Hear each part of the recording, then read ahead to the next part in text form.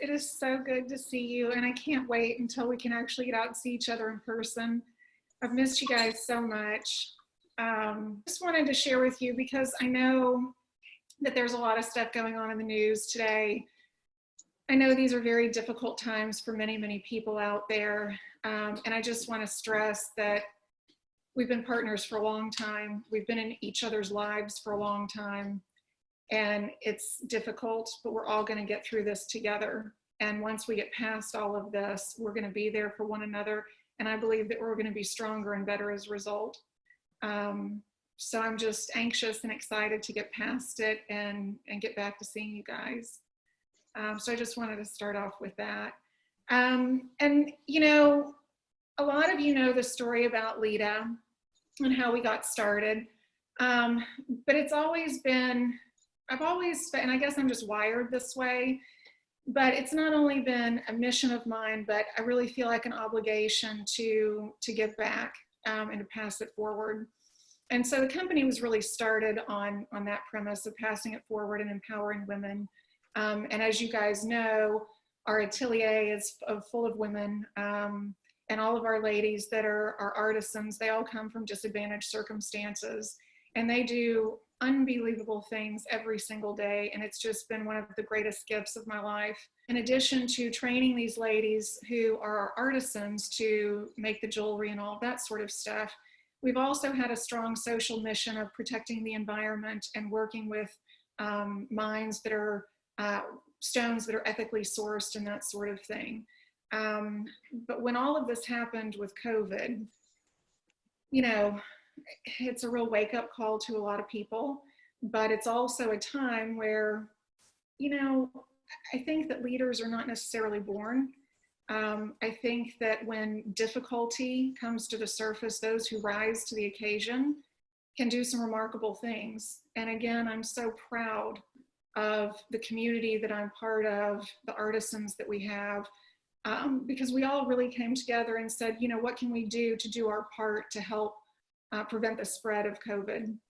And so we've basically turned our entire production facility into, we've basically transitioned, and we're now making masks.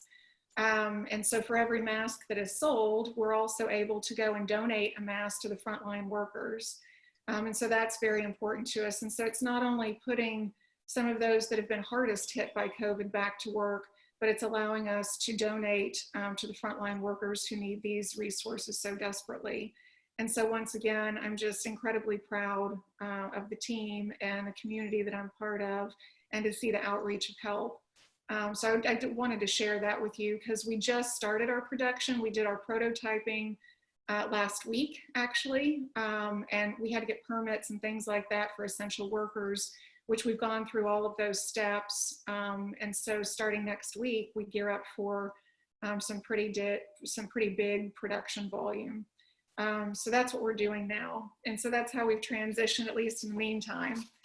So we usually are making jewelry with meaning, but now we're also making masks with meaning. So there we go. Way to pivot, right?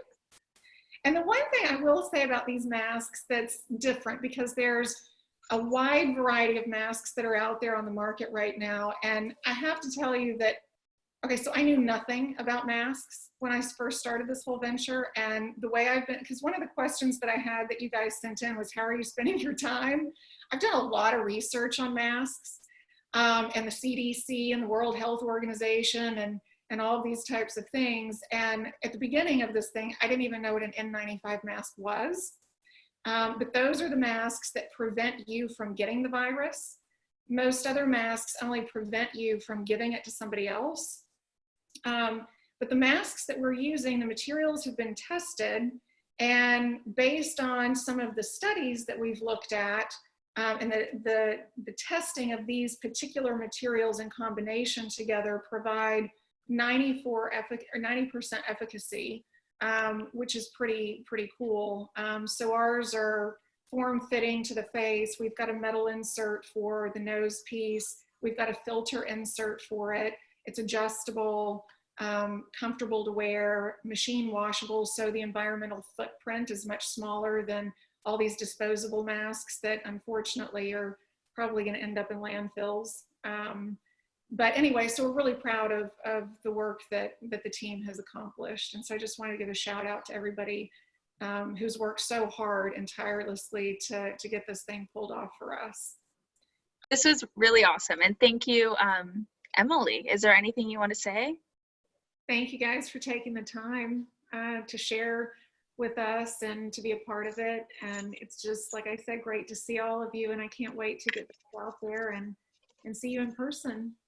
We are here for you. We miss you. Bye, everybody. Bye, everybody.